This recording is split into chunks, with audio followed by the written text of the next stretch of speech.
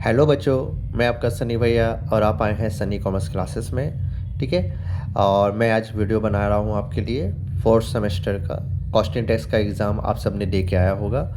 और मैंने जब पेपर देखा आज का तो मुझे इतना अच्छा पेपर लगा कि क्या मैं बोलूँ एकदम। पेपर बहुत ही अच्छा था, बहुत ही आसान पेपर था। अकाउंट्स के मुकाबले में तो अच्छा ही था ये वाला। ठीक है। और मैंने आपके लिए सॉल्यूशन भी कर दिया है। और जैसे कि मैं एक बात बोलना चाहूँगा, अकाउंट्स में एक मैंने क्वेश्चन शायद गलत बना दिया था। ठीक है। तो मैं उसको भी सुधार दिया हूँ। ठीक है। उसकी वीडियो मैं लास्ट तक अपलोड कर दूंगा, मतलब इसी में आपको देखने को मिल जाएगा, मैं दिखा दूंगा। लेकिन उससे पहले हम लोग कॉस्टिंग का एग्ज़ाम, जो कॉस्टिंग टैक्स का एग्ज़ाम हुआ, पहले उसका सॉल्यूशन करते हैं। और जैसे मैंने पहले कहा कि मेरे घर के बगल में किसी की शादी है, जिसके वजह से मुझे वीडियो कुछ इस तरह ही बनानी पड़ी, मुझे सारा कुछ कॉपी बनाना पड़ रहा है। ठीक है। तो आई होप कि आप सब समझेंगे इस बात को। और बिना समय लॉस किए चलिए देखते हैं आज का सॉल्यूशन कि कॉस्टिंग टैक्स का कैसा रहा। और एक बात और, अगर आपको बीच बीच में अगर किसी गाने की साउंड अगर सुनाई दे तो थोड़ा एडजस्ट कर लीजिए, क्योंकि बगल में बहुत ज़्यादा ज़ोर से डीजे बज रहा है। ठीक है। मैंने सारा रूम बंद कर दिया है ताकि आपको कोई प्रॉब्लम ना हो, लेकिन फिर भी अगर कुछ प्रॉब्लम होती है तो थोड़ा सा एडजस्ट जरूर कीजिएगा। तो चलिए अब स्टार्ट करते हैं हमारा कॉस्टिंग का पेपर, कॉस्टिंग टैक्स का पेपर। ठीक है। तो देखो मैंने अपना रेडी करके रखा हुआ है। ठीक है। और मैं स्टार्ट करने से फिर एक बार पहले रिपीट कर दे रहा हूँ कि अकाउंट्स में जो मुझसे गलती हुई थी तो मैं उसको इसी वीडियो में दिखा दूंगा कि क्या उसको कैसे बनाया जाए। ठीक है। बहुत लोगों का कमेंट आया था, तो उस कमेंट को मैं देखा दोबारा क्वेश्चन को, तो मैंने उसको सही कर दिया है। ठीक है। चलिए स्टार्ट करते हैं कॉस्टिंग का। तो देखो कॉस्टिंग में हमारा 2 मार्क्स का क्वेश्चन था। 2 मार्क्स में हमारा क्वेश्चन पहला क्या था कि answer any one question of the 2 question, दोनों में से कोई एक क्वेश्चन को आपको करना। और दोनों ही क्वेश्चन बहुत अच्छे थे। जैसे पहला question of mention any 2 important factors to be consider when introducing bonus premium plan. यानी बोनस प्रीमियम प्लान को इंट्रोड्यूस करने से हमें कौन कौन से 2 फैक्टर जो कि बहुत इंपॉर्टेंट करते हैं, तो ये आपकी कॉपी में मिल जाएगा देखने को। ठीक है। ये आसान क्वेश्चन था। बी नंबर में ये था कि state the 2 formula of Rowan premium bonus plan and Halsey premium bonus plan to determine the total earning. Total earning को निकालने के लिए आपको रोमन प्लान का फॉर्मूला लिखना था और हल्से का फॉर्मूला लिखना। ये भी बहुत ही आसान क्वेश्चन था। आई होप कि दोनों में से कोई एक क्वेश्चन तो आपने किया होगा और उसमें आपका मार्क्स आएगा। इसके बाद देखो क्वेश्चन नंबर 2 में आते हैं हम लोग। 2 में लिखा है answer any one question out of the question briefly. दोनों में से कोई क्वेश्चन का आंसर आपको देना है, जिसमें पहला है क्या, give one example of which factory overhead and selling overhead. यानी फैक्ट्री ओवरहेड का एक एग्जांपल आपको दे देना है। जैसे सैलरी टू सुपरवाइजर हो सकता है एग्जांपल में। ठीक है। पावर हो सकता है। ठीक है। तो ये डेप्रिस ऑफ प्लांट एंड मशीनरी हो सकता है, ये भी हो सकता है एग्जांपल। सेलिंग ओवरहेड का एक एग्जांपल देना था, जिसमें आपका शोरूम का एक्सपेंसेस आ जाता। ठीक है। आपका सेल्समैन का सैलरी आ जाता। तो बहुत सारे एग्जांपल था, उसमें एक एक एग्जांपल देना था। बहुत ही आसान क्वेश्चन था। उसका जैसे बी नंबर था state any 2 points of differences between fix overhead and variable. Fix overhead और वेरिएबल ओवरहेड का डिफरेंस लिखना था। तो आप फिक्स ओवरहेड का डेफिनेशन लिख देते, वेरिएबल ओवरहेड का डेफिनेशन लिख देते, फिर फिक्स ओवरहेड का कुछ एग्जांपल लिख देते, वेरिएबल ओवरहेड का कुछ एग्जांपल लिख देते, और आपका ये क्वेश्चन आराम से हो जाता। ठीक है। इसके बाद आते हैं 2 मार्क्स में टैक्स का पोर्शन में, जिसमें पहला क्वेश्चन था क्या 3 का ए में कि mention any 2 essential condition for consideration of income from house property. तो इनकम फ्रॉम हाउस प्रॉपर्टी में जब भी टैक्स लगता है तो क्या कंडीशन होती है, तो 3 कंडीशन होती है। पहली कंडीशन है कि भैया वो जो भी लैंड होता है वो बिल्डिंग के फॉर्म में होना चाहिए, उसके साथ कुछ भी लैंड जुड़े वो भी बिल्डिंग में ही जुड़ी होनी चाहिए। दूसरा ऑनर होना चाहिए। ठीक है। और तीसरा वो घर का यूज़ खुद के बिजनेस और प्रोफेशन के लिए नहीं होना चाहिए। तो ये वाला क्वेश्चन मैंने आप लोग को पहले ही करवाया दिया था। ठीक है। मेरे जो बच्चे यहाँ पढ़ते हैं उनको पता है, ये क्वेश्चन मैंने कल ही उन लोगों को सॉल्व करा रहा था, और आज देखो एग्जाम में भी आ गए। मतलब आज ये सारे के सारे क्वेश्चन जो मैंने कल ही बताए हैं वो सारे के सारे क्वेश्चन आज गिरे हैं एग्जाम में। ठीक है। इस बार आते हैं बी नंबर में क्या लिखा है, mention any 2 income from house property which are exempt from tax. इन 2 ऐसे प्रॉपर्टी का नाम बताना जिस पर टैक्स नहीं लगता है। तो बहुत सारी इनकम थी, पर बहुत सारा ऐसा घर होता है जिस पर टैक्स नहीं लगता है, जिसमें से मैं कुछ एग्जाम्पल जैसे इनकम फ्रॉम फर्म बिल्डिंग हो गया। ठीक है। To houses which is use for self occupied हो गया, ए house which is use for on business and profession, ये भी एग्जाम्पल में हो गया। तो वो बहुत सारा एग्जाम्पल था, तो आप आराम से क्वेश्चन को कर सकते थे। फिर 4 का ए में आते हैं, इसमें भी 2 क्वेश्चन में से कोई क्वेश्चन सॉल्व करना था, जिसमें से name the different type of goods and services tax paid in India. आपको डिफरेंट टाइप्स का जीएसटी बताना था, जिसमें आपको मैं याद दिला देता हूँ, CGST, HGST, UTGST और IGST था, तो इसके बारे में आपको लिखना था। इसके बाद राइट टू ऑब्जेक्टिव जीएसटी के 2 ऑब्जेक्टिव लिखने थे, तो बहुत ही आसान थे, जैसे वन नेशन वन टैक्स हो गया और कैस्केडिंग रिमूव कर दिया गया, तो ये सब था, आसान था, जो कि आपका हो गया। अब देखो ये जो कॉस्टिंग में आते हैं सेक्शन बी में 4 क्वेश्चन करने थे, 3 मार्क्स के थे, ठीक है। तो इसमें 5 का ए, देखो 5 में भी एक क्वेश्चन करना है, इसमें 2 क्वेश्चन है ए और बी, जिसमें से आपको क्या करना है, एक क्वेश्चन करना है। तो ये जो क्वेश्चन में था, ये कल जो मेरे पास यहाँ पर पढ़ने आए थे ट्यूशन में, मैंने यही सेम डिट्टो क्वेश्चन ने कल सिखाया था, और ये देखो एग्जाम में आ चुका है, ठीक है। तो क्वेश्चन में क्या बोला था, hourly rate of wage of P is ₹10, time taken by P to complete a job is 50 hour, if the effective rate of earning of P is 15 per hour under Halsey premium plan. और बोला calculate the following answer, आपको bonus निकालना है Hershey plan से और time allowed निकालना है। देखो मैंने इसका सॉल्यूशन करके रखा हुआ है यहाँ पे, ठीक है, मैंने आपके लिए पहले ही सॉल्यूशन कर दिया है। तो देखो 5 का ही में देखो, सबसे पहले इफेक्टिव वाली रेट है, इफेक्टिव वाली रेट से हमने क्या किया, टोटल नहीं निकाल लिया, जो कि देखो ध्यान से आपको नजर आएगा 750 का निकल के आया। फिर अर्निंग अंडर हर्षे प्लान का फॉर्मूला लगा के हमने क्या किया, टाइम सेव निकाल लिया, जो कि हमको बोला गया था। तो टाइम सेव निकालने पर क्या हमारा हो, यहाँ पे हो गया बोनस, ठीक है, बोनस निकालने बोला गया था, तो बोनस हमने निकाल लिया 250, ठीक है। तो देखो मैंने यहाँ पे निकाला, इसलिए मैंने थोड़ा वीडियो को पॉज कर लिया, यहाँ पे टाइम अलाउड निकाला मैंने नहीं था, तो उसमें इसको भी निकाल दिया। तो देखो टाइम से हमारा 50 आवर्स हो गया, बोनस हमने निकाल लिया, जो कि बोनस आएगा 250 रुपये।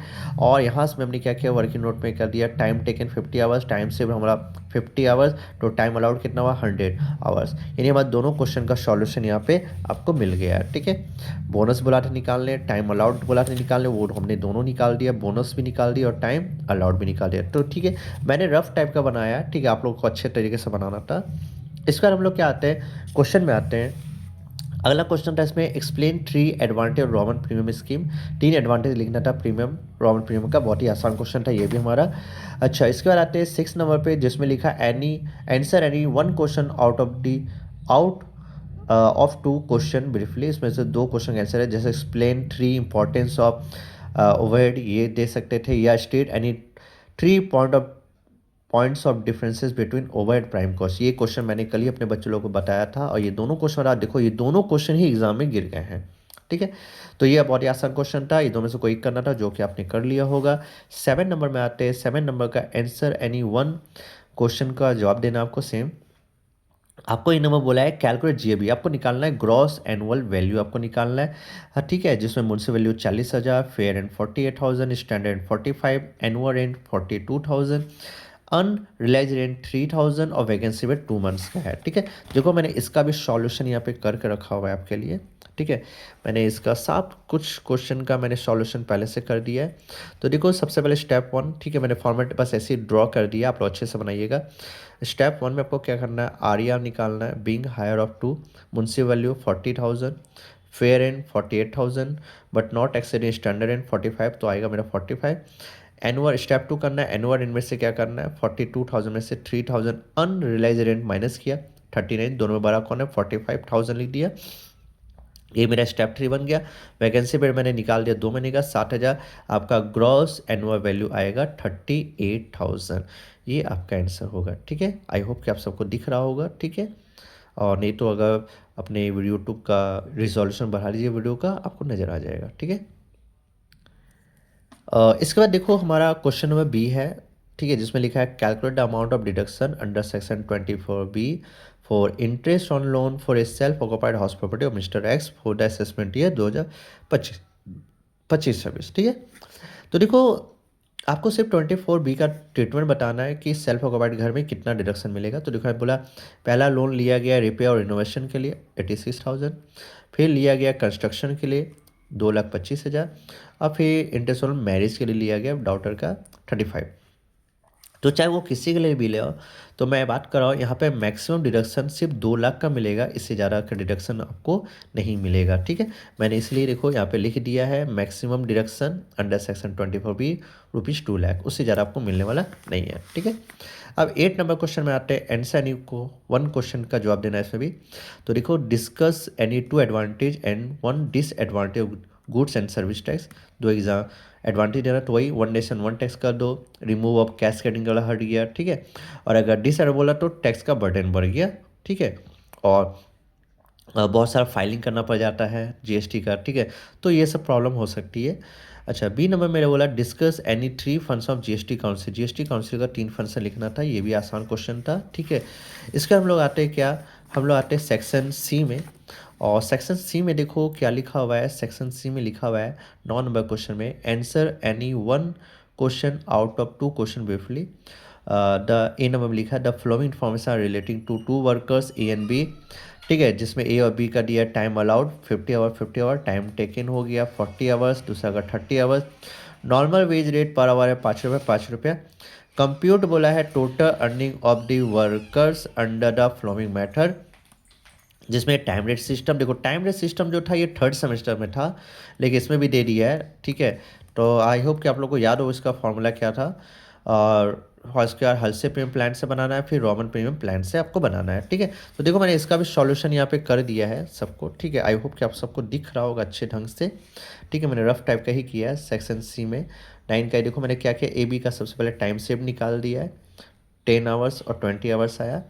फिर मैंने क्या किया, 1 नंबर टाइम रेट सिस्टम का फॉर्मूला लगाया, जिसका फॉर्मूला होता है hourly work into hourly rate. A का 40 आवर इंटू 5 200 आया, और बी का 30 आवर्स काम किया इंटू 5 किया मैंने 150 आया। फिर हमने क्या किया, हल से प्लान लगाया।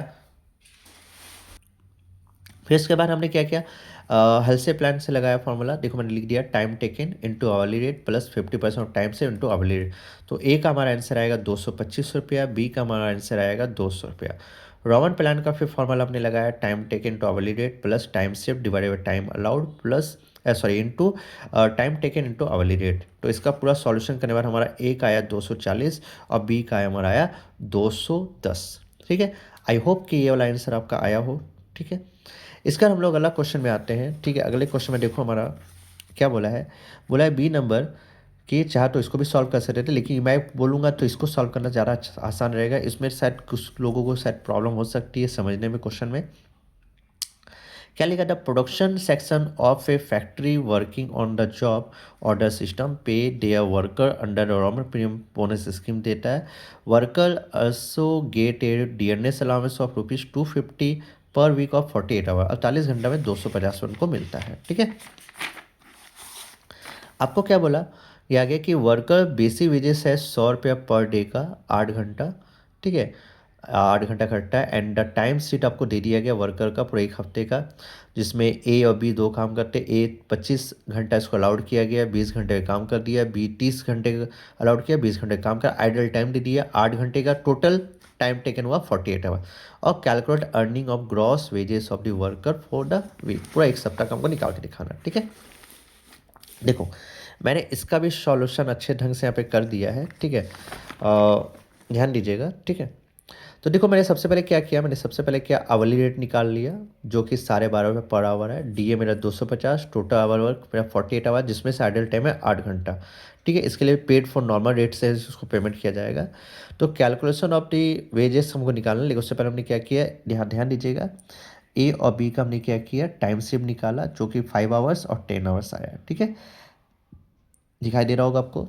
ठीक है, इसका हमने क्या किया, इसका हमने कैलकुलेशन क्या रोमन प्लान का फॉर्मूला लगा के हमारा ए आया 300 रुपया, बी आया 333.33। ठीक है, मैंने 333.33 आया है। ठीक है, उसका हमको बोला था क्वेश्चन में ग्रॉस वेजेस निकालना है, तो मैंने क्या किया, ए का अर्निंग लिखा प्लस बी की अर्निंग लिखी प्लस डीए लिखा प्लस एडल टाइम लिखा। ए की अर्निंग थी 300 प्लस आपका फिर 333.33 प्लस 250, आइडल टाइम था 8 घंटा। ठीक है, तो 8 घंटा को मैंने 12.50 से इंटू किया, और मेरा सॉल्व करने में पूरा 983.33 आया। ठीक है, आई होप कि आपको ये नज़र आ रहा होगा अच्छे से। ठीक है, रिजोल्यूशन बढ़ा लीजिएगा। ठीक है, अच्छे से। मैं चाहूँ तो इसको टेढ़ा कर सकता था, लेकिन दिक्कतें हो जाएगी जा रही। ठीक है, चलो ठीक है, कोई बात नहीं, इसको मैं सीधा ही रहने देता हूँ। ठीक है, चलो, तो हमारा ये भी सॉल्यूशन था।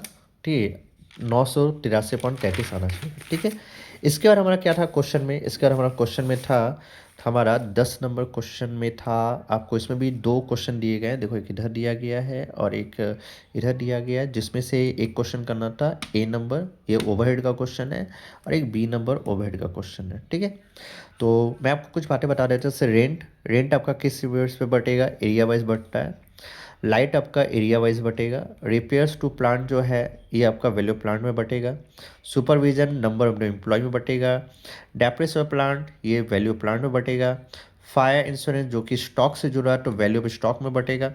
एम्प्लॉय स्टेट इंश्योरेंस कॉन्ट्रीब्यूशन है ये डायरेक्ट वेजेस के रेट में बटता है। ठीक है, तो देखो, मैंने इसका सॉल्यूशन पहले से करके रखा हुआ है अपने तरफ से। ठीक है, और थोड़ा सा ध्यान दीजिएगा, अच्छे से आपको समझ में आएगा। ठीक है, मैं इसको थोड़ा सा टेढ़ा कर देता हूँ आपको समझने के लिए, ताकि आपको कोई दिक्कत का सामना ना करना पड़े। तो देखो, मैंने सबसे पहले क्या किया, अच्छे से आप लोग फॉर्मेट जरूर बनाइएगा। रेंट, रेंट मैंने एरिया के वजह बांटा। ठीक है, जो कि 1000 हुआ। ए के घर में 375, बी के घर में 275, सी के घर में 225 और डी के घर में 125 आया। ठीक है, उसके देखो, लाइट, लाइट को भी मैंने एरिया के वजह बटा है। 100 था टोटल, 37.5, 27.5, 22.5 और 12.5 आया। रिपेयर्स टू प्लांट मैंने वैल्यू प्लांट में बटा, 600 टोटल था, 240, 180, 120 और 60। सुपरविजन नंबर ऑफ एम्प्लॉय में बटेगा, 1500 टोटल, 600, 450, 300, 150 में बटा। और डेप्थ ऑफ प्लांट मेरा वैल्यू प्लांट में बटा, जो कि टोटल 450 था, तो 180, 135, 90 और 45 में बटा। फायर इंश्योरेंस मेरा वैल्यू ऑफ स्टॉक बटा 5:3:2 के रेशियो में। ठीक है, 500 था तो 250, 150 और 100, और उसमें डी का घर में डैश किया। एम्प्लॉय बेनिफिट एक्सपेंसेस है आपका। ठीक है, एम्प्लॉय स्टेट इंश्योरेंस कंट्रीब्यूशन है, सॉरी, ये डेट वेजेस से बटा, जो कि आपका 150। एक मिनट, मेरा कॉल आ रहा, तो चलो फिर वापस स्टार्ट करता हूँ। ठीक है, तो एम्प्लॉय स्टेट इंश्योरेंस कंट्रीब्यूशन आपका 150 है, डेट वेजेस बटेगा 60, 40, 30 और 20 से बटेगा। और लास्ट में डेट वेजेस हम लोग जैसे सर्विस डिपार्टमेंट का दे देते थे, तो टोटल में 2000, इधर 2000 दे दिया। तो देखो, ए का 1742.5, और बोला जाए 1257.5, 887.5 और 2412.5 आपका आएगा। ठीक है, तो ये था 10 का ए। उसी तरह आपका एक और मैंने इसी का नीचे में एक और सॉल्यूशन कर दिया था, जो कि आपका था बी नंबर, ये भी ओवरहेड ही बनाना था। इसे भी मैंने बंटवारा करके रख दिया आपका। जैसे वर्कमैन कंपनसेशन आपका जाएगा। ठीक है, जाएगा मेरा नंबर ऑफ एम्प्लॉय में 60,800, जैसे 2600, 1560। ठीक है, और 1950, 1690। रेंट एंड रेट्स एरिया के बेस में बटेगा, जो कि 6000 टोटल है, 2000, 1600, 1400, 1000 आएगा। ठीक है, रिपेयर्स टू प्लांट जो है, ठीक है, वैल्यू प्लांट मशीन में बटेगा 6000। ठीक है, जो कि 2000, 2400, 1200, 400 आया है। डेप्रेस ऑफ प्लांट मशीन ये भी वैल्यू प्लांट में बटेगा 4500 टोटल, तो 1500, 1800, 900, 300 हो गया। इलेक्ट्रिसिटी एरिया के वजह बटा है 3000, 1000, 800, 700 और 500। पावर जो है वो HP ऑफ द मशीन में बटा है 5,600, तो 2400 आया, 1900, 1100, 200। इंश्योरेंस है जो कॉस्ट ऑफ मशीन में बटा है 6000, 2000, 2400, 1200, 400। ठीक है, 6000 टोटल था, बाकी बंटवारा हुआ है। और मेडिकल जो कॉस्ट का खर्चा वो नंबर ऑफ एम्प्लॉय बटेगा, 240 को बटना है 80। ठीक है, 48, 60 और 52, तो आया इसका टोटल एक्स का 13,580, वाई का आया है 12,508, जेड का 8,510 और एस का हुआ 4,542। ठीक है, तो ये था पूरा का पूरा। ठीक है, बच्चा थोड़ा सा एडजस्ट जरूर कर लीजिएगा, ठीक है, क्योंकि बगल में शादी की वजह से मैं वीडियो बना नहीं पा रहा हूँ बोर्ड पे। ठीक है, मुझे मोबाइल हाथ में रख के करना पड़ रहा है। ठीक है, तो आई होप क्लियर आपका आया होगा। इसका देखो अगला क्वेश्चन हमारा, तो अगला जो क्वेश्चन है, ठीक है, उसमें देखिए क्या लिखा हुआ है। मैं आपको क्वेश्चन पढ़ रहा हूँ, टैक्स का क्वेश्चन है। ठीक है, तो टैक्स में क्या बोला, mister S Das as has a property in Delhi for let out purpose, calculate net annual value of the house property for assessment 25-26, ठीक है। ग्रॉस म्यूनसिपल वैल्यू दिया 60,000। म्यूनसिपल टैक्स देखो कैसे यार, 24-25 का 10% पेमेंट हुआ यानी प्रीवियस ईयर का, 23-24 का भी पेमेंट हुआ 1500, और आने वाला जो साल था 25-26 प्रीवियस जो बनता उसका भी 500, यानी आने वाले साल का भी 500 जमा पेमेंट किया गया। वाटर और सेवराज टैक्सेस 4,000 और ग्रॉस एनुअल वैल्यू मेरा 4,000, ठीक है। ग्रॉस एनुअल वैल्यू मेरा हो गया 81,000, ठीक है। तो इसका सॉल्यूशन है, इसमें एक बहुत कमाल का लाइन है यार, ग्रॉस एनुअल वैल्यू को लेकर कुछ ट्रीटमेंट करना पड़ता है, जैसे मैं आपको दिखा रहा हूँ, ठीक है। ठीक है, तो ध्यान दीजिएगा। सबसे पहले हमने करना क्या है, सबसे पहले हमें करना है क्या, फॉर्मेट अच्छे से बना लेना है 11 का है। ग्रॉस एनुअल वैल्यू हमने 81,000 लिखना है।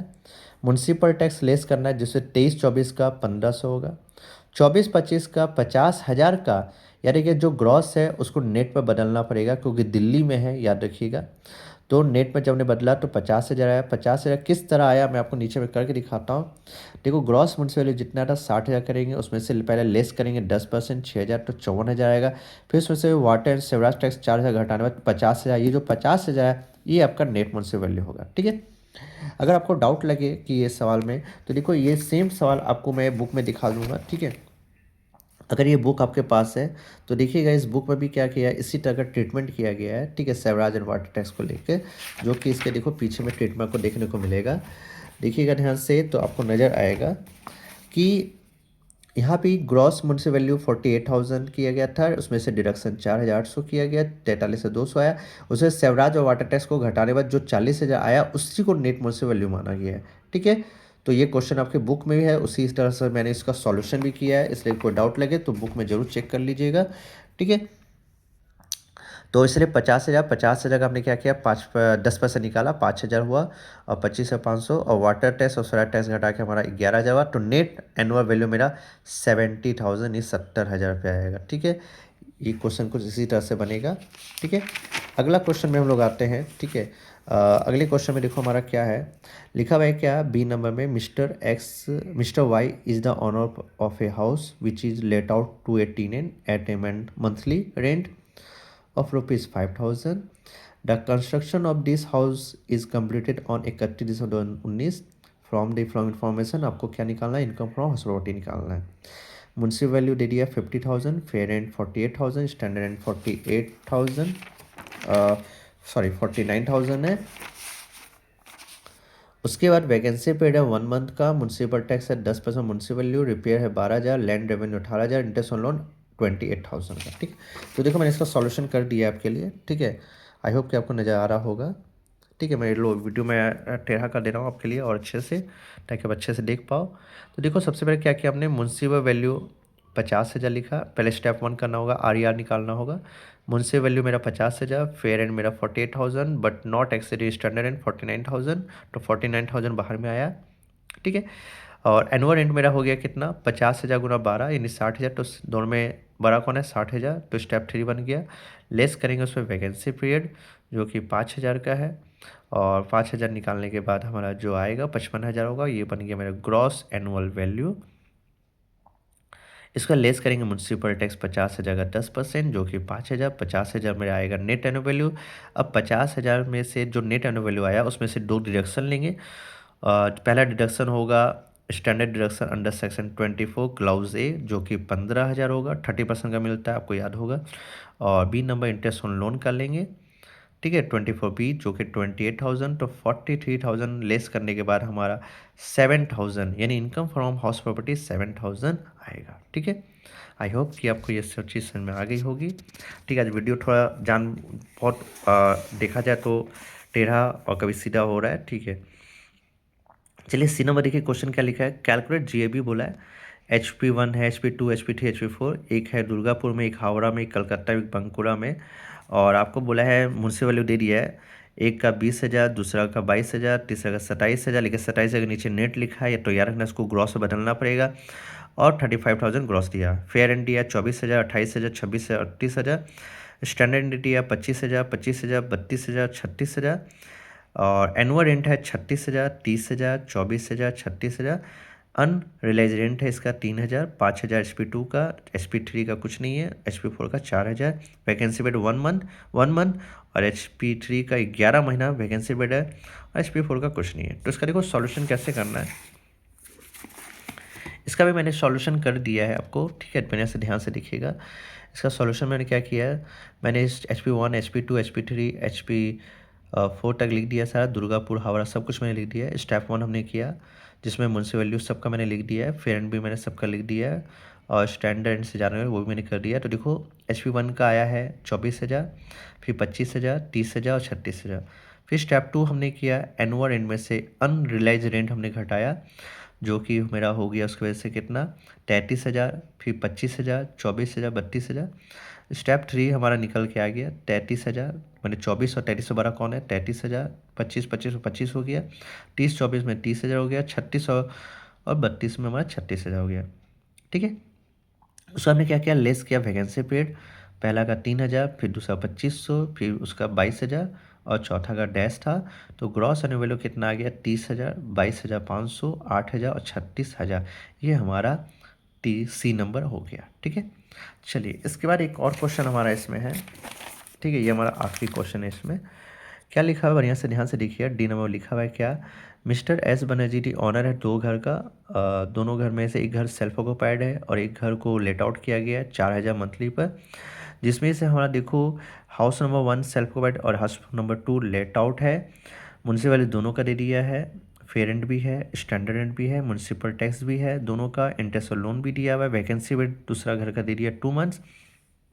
नीचे बोला गया क्या, compute income from house property और Mister S Banerjee for assessment year 25-26 after taking to account the following additional information, जिसमें हमारा क्या बोला है, एक number 25% of municipal tax in respect of house 2 is paid by tenant, यानी जो हाउस 2 है ना उसका जो म्यूनसिपल टैक्स है जितना भी निकला उसका 25% टीनेट दिया। तो याद करो आपको ऑनर कितना पेमेंट किया वो देखना होता है, जो कि 75% है, ठीक है। इसके बाद हमारा क्वेश्चन में और लिखा हुआ है क्या कि interest on loan in respect of house two के लिए जो इंटरेस्ट ऑन लोन है वो कि एक्चुअली में क्या किया है, represent interest on loan taken for the marriage of Banerjee sister bye Morgan the house, ठीक है। घर को गिरवी रख के लोन लिया गया है, ठीक है, किसके लिए, बेटी की शादी के लिए। तो ये तो भैया देखो आने वाला है नहीं, ठीक है, तो नील जाएगा, क्योंकि अगर आप लोन लिए हो तो लोन का यूज़ परचेज़ के लिए, कंस्ट्रक्शन के लिए, रिपेयर्स के लिए, इनोवेशन के होना चाहिए, मतलब घर पर होना चाहिए, लेकिन ये कुछ और काम के लिए किया जा रहा है यहाँ पे घर का यूज़, ठीक है। तो देखो ये हमारा क्वेश्चन है, ठीक है, इसका मैंने सॉल्यूशन इसका भी मैंने कर दिया है। तो करना क्या है, सबसे पहले देखो हमको HP1 में जाना है, HP1 जो कि सेल्फ ऑक्यूपाइड है, जिसमें नेट एनुअल नील होगा, और देखो इसमें डिडक्शन मिलेगा सिर्फ 2 लाख का। क्वेश्चन में आपको देखोगे तो आपको नज़र आएगा क्वेश्चन में कि आपका जो है वो है पूरा का पूरा 2,50,000 का, ठीक है। देखो 2,50,000 का, लेकिन आपको मैक्सिमम डिडक्शन 2 लाख का ही मिलेगा। तो यहाँ मैंने क्या किया 2 लाख रुपया लिख दिया, ठीक है, यहाँ पे मेरा 2 लाख हो गया। SP2 में क्या करना है, सबसे पहले आरिया निकालना है, ठीक है, और आरिया निकालने में क्या करना है, देखो हमारा मैंने लिख दिया म्यूनसिपल वैल्यू 42,000, फेयर रेंट मेरा हो गया 46,000, बट नॉट एक्स स्टैंडर्ड 45, तो मेरा 45 ही आएगा। स्टेप 2 मैंने कर दिया एनुअल रेंट 48,000 का, स्टेप 3 भी मैंने कर दिया being high of the step 1 step 2 48,000 आएगा। लेस किया मैंने वैकेंसी पीरियड 8,000 का, 40,000 ग्रॉस एनुअल वैल्यू आ गया। और म्यूनसिपल टैक्स मेरा उसमें से देखो म्यूनसिपल टैक्स क्या बोला था, तो कि 25% टीनेट पेमेंट किया था, तो मैंने उसको भी सॉल्व कर दिया।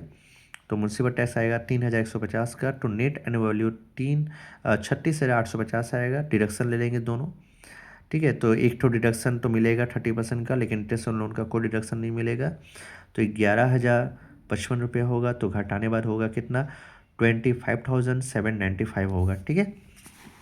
और ऊपर में से जब 2 लाख में से जो कि नेगेटिव में है उसमें से जब हमने 25,795 माइनस किया तो पता चला 1,74,205 का इनकम फॉर हाउस प्रॉपर्टी हुआ, ठीक है। तो ये चीज़ आपको समझ में आ गई होगी, ठीक है। मैं आप वीडियो को सीधा कर दे रहा हूँ ताकि कोई प्रॉब्लम आपको हो ना, ठीक है। आई होप कि ये आपको अच्छे से दिख रहा होगा, आपने देखा भी होगा, ठीक है। तो ये जो था सॉल्यूशन, ठीक है। तो पेपर बहुत ही आसान था। अच्छा, एक जैसा मैंने आपको बोला था कि मुझे आपको दिखाना है, ठीक है, तो मैं आपको एक चीज़ दिखाता हूँ, और जो कि अकाउंट्स को लेकर बहुत सारे लोगों ने कमेंट किया था, तो मैंने क्वेश्चन को दोबारा देखा, तो हाँ क्वेश्चन में थोड़ी सी गड़बड़ी थी, क्योंकि जब भी कोई नया पार्टनर एडमिट होता है और फ्रॉम वर्ड यूज लगा रहता है, तो हाँ उसमें जो जो भी पार्टनर था उसका हिस्सा दिया रहता है, लेकिन इसमें सी के कितना हिस्से के लिए ये नहीं दिया था। ठीक है, तो कोई बात नहीं, मैंने इसका सॉल्यूशन कर दिया फिर से। ओल्ड रेशियो मेरा मैंने लिख दिया 5:3। आपको ये सारी याद होगा, सेक्शन ए का 1 का ए का बात कर रहा हूँ मैं। ठीक है, तो सी एडमिट हुआ था 1/12 लिया ए से और 1/6 लिया बी से। तो देखो ए का आया है 13/24। देखो 5/8 में से 1/12 घटाया तो 13/24 हुआ। बी को 3/8 में से हमने 1/6 घटाया, 5/24 हुआ। सी का टोटल 1/12 प्लस 1/6 किया, 3/12 हुआ। और न्यू रेशियो मेरा 13, 5 और 6 हमारा निकल के आ गया। ठीक है, और यहाँ पे जो जेड का एग्जीक्यूटर अकाउंट बोला था एक्चुअली में वो जेड का एग्जीक्यूटर लोन अकाउंट पूरा बनाने के लिए बोला गया है। ठीक है, क्योंकि जेड का एग्जीक्यूटर को पेमेंट करने के बाद जो बचेगा वो लोन अकाउंट, क्योंकि कितना, ठीक है, क्योंकि उसमें इंस्टॉलमेंट भी दिया गया था कि 4 इंस्टॉलमेंट में देना है। तो देखो मैंने यहाँ पे डेट सुधार दिया, बहुत लोगों को कन्फ्यूजन था, तो 1/7/25 मैंने कर दिया है यहाँ पे। ठीक है, और मैंने सारा कुछ सॉल्यूशन आपको दिखा दिया है। ठीक है, तो ये था आपका क्वेश्चन टैक्स का जो कि मैंने आपको सॉल्यूशन किया। मुझे लगता है कि आप सबका एग्ज़ाम बहुत ही अच्छा गया हो। ठीक है, तो आज के लिए इतना काफ़ी है। ठीक है, मैं आशा करता हूँ कि आपका बिजनेस स्टडी का एग्ज़ाम भी बहुत अच्छा जाए। ठीक है, सबकी मेरी तरफ से सबको दुआ रहेगी। ठीक है, कि सबका एग्ज़ाम अच्छा जाए, जा भी रहा होगा। ठीक है, तो आज के लिए इतना काफ़ी है, बहुत ही जल्द मिलेंगे। ठीक है, बहुत ही आने, क्योंकि सेमेस्टर वाला वाइज एग्ज़ाम चल रहा है तो आने वाले समय मिलना ही है हमें। ठीक है, तो आज के लिए इतना काफ़ी है। चलिए tata, bye bye, see you, good night, सबा खैर, शुभ रात्रि, थैंक यू। और वीडियो पसंद आई तो लाइक कीजिएगा, और कहीं अगर डाउट लगे, कहीं मुझसे अगर गलती हो जाए तो ज़रूर मुझे बताइएगा ताकि मैं अपनी गलती को सुधार पाऊँ। ठीक है, थैंक यू बच्चा लोग।